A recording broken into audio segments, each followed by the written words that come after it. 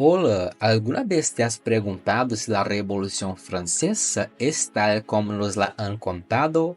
Claro, todos conocemos los grandes momentos, la toma de la Bastilla, la decapitación de Luis XVI y, por supuesto, el famoso libertad, igualdad y fraternidad. Pero, ¿es esta la historia completa? Pues déjame decirte que detrás de este relato heroico y glorificado que solemos escuchar en las clases de historia, hay una verdad mucho más profunda, oscura y oculta que muy pocos conocen. Lo primero que debemos entender es que la Revolución Francesa no fue un evento espontáneo, ni fue un movimiento totalmente popular, como nos hacen creer. Fue el resultado de años de tensión entre diferentes facciones, luchas de poder internas y, más sorprendentemente, de manipulaciones secretas por parte de ciertas élites. Si, como lo oyes, algunas figuras clave tanto dentro de Francia como en el extranjero, tenían sus propios intereses en juego y jugaron un papel crucial en cómo se desarrollaron los acontecimientos. Empecemos con algo fundamental que muchos pasan por alto, las motivaciones económicas detrás de la revolución. Francia estaba al borde del colapso financiero, había sufrido décadas de gastos excesivos reales, guerras costosas como la Guerra de los 7 Años y el apoyo a la Revolución Americana, y una estructura tributaria arcaica e injusta. Pero, y esto es crucial, el hambre y la pobreza que sufrían las clases bajas no fueron las únicas razones que motivaron el levantamiento. Detrás de bambalinas estaban también los intereses de la burguesía emergente, una clase que se había enriquecido con el comercio y las finanzas, pero que se encontraba marginada políticamente por la nobleza. De hecho, si profundizamos un poco más, veremos que la burguesía utilizó el descontento popular como una herramienta para sus propios fines. No me malinterpreten, la gente común tenía razones más que justificadas para rebelarse. Estaban hartos del hambre, de la desigualdad y de los impuestos opresivos. Sin embargo, las figuras más influyentes dentro del movimiento revolucionario, como Maximilien Robespierre y Georges Danton y otros, no representaban solo a las masas empobrecidas, sino que también a esta burguesía que buscaba más poder y control. Y aquí es donde las cosas se vuelven aún más intrigantes.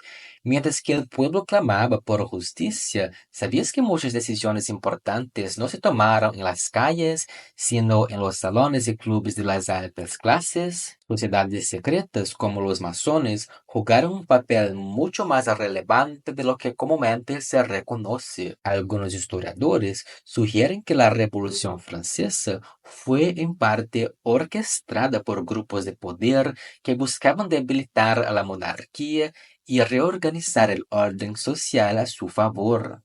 Es decir, mientras que la imagen pública era la de una lucha por la libertad, igualdad y fraternidad, en los bastidores había una estrategia clara para asegurar que, al final, el poder no recayera ni en el rey ni en el pueblo, sino en las nuevas élites emergentes.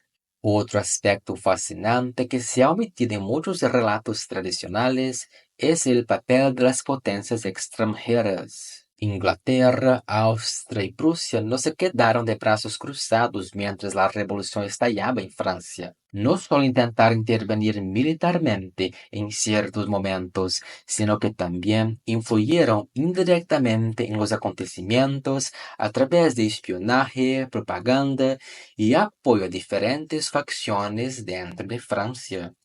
Aquí, el famoso terror que vino después de la revolución no fue solo una respuesta a la traición interna, sino también una reacción desesperada ante las amenazas externas.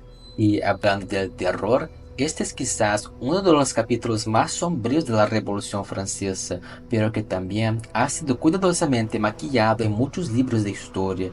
Se suele decir que era necesario para purgar a los enemigos de la revolución Pero si analizamos más de cerca, muchas de las víctimas no eran contrarrevolucionarios peligrosos, sino personas que simplemente tenían opiniones ligeramente diferentes o que no coincidían con el enfoque radical de Robespierre y los jacobinos. Hubo una verdadera purga interna entre facciones revolucionarias, y el guillotinado no fue solo un símbolo de justicia, sino también una herramienta de poder y control. Imagina por un momento el impacto psicológico de vivir en ese periodo. La paranoia estaba a la orden del día. Nadie estaba a salvo, ni nobles, ni burgueses, ni siquiera los mismos revolucionarios. Robespierre, quien inicialmente había sido una figura central en el establecimiento del terror, terminó siendo una víctima del mismo sistema que ayudó a crear. ¿Y qué nos dice esto? Que las revoluciones, aunque nacen con ideales elevados, a menudo terminan siendo devoradas por sus propias contradicciones internas. Sin embargo, no todo fue oscuridad y manipulación. La Revolución Francesa también trajo consigo avances significativos. Las ideas de los derechos humanos, la soberanía popular y la eliminación de ciertos privilegios feudales son logros innegables. Pero hay que tener cuidado de no caer en la trampa de idealizar estos procesos. Muchos de esos cambios positivos vinieron acompañados de violencia extrema, traiciones y, como ya mencioné, la consolidación de nuevas formas de poder. Un ejemplo de esto es la figura de Napoleón Bonaparte, un hombre que supo aprovechar el caos y la inestabilidad posterior a la revolución para subir al poder. Algunos lo ven como el continuador de los ideales revolucionarios, mientras que otros lo consideran como alguien que traicionó esos mismos ideales al coronarse emperador. Sea como sea, lo que está claro es que la Revolución Francesa, lejos de ser un simple cambio de régimen, fue el inicio de una reestructuración profunda no solo en Francia, sino en toda Europa. La influencia de los acontecimientos de 1789 se sintió en todo el continente y en muchos aspectos sentó las bases para las revoluciones que vendrían después. Y aquí viene una de las preguntas más importantes. ¿Realmente la Revolución Francesa logró sus objetivos? En el corto plazo podemos decir que sí, la monarquía fue derrocada, se estableció una república y se promulgaron nuevas leyes que abolieron muchos de los privilegios aristocráticos. Pero si miramos a largo plazo, la respuesta no es tan clara. Muchos de los problemas que existían antes de la revolución, como la desigualdad económica y el control del poder por parte de una élite, persistieron en las décadas siguientes. La misma Francia, después de un breve periodo republicano, volvió a ser gobernada por un emperador y más tarde por reyes.